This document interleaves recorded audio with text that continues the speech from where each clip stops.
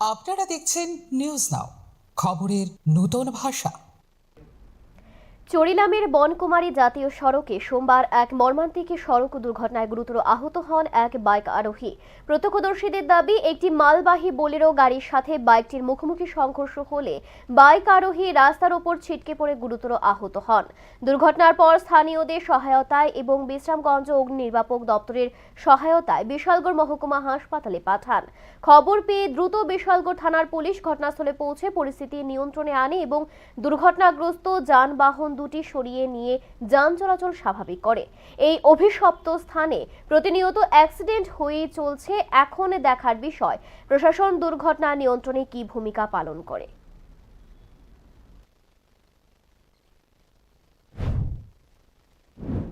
চরিলাম বনকুমারী এলাকার মধ্যে একটি ডিসিএল সরকারি রাস্তার কাজে গাড়ির কাজে একটি গাড়ি বাইককে বাড়ি দিয়েছে। বাইকগুলো খুব গুরুতর আহত হয়েছে ও দুটা পায়ে ভেঙে গেছে। এখন ওকে নিয়ে যাওয়া হয়েছে বিশালগড় হসপিটালে।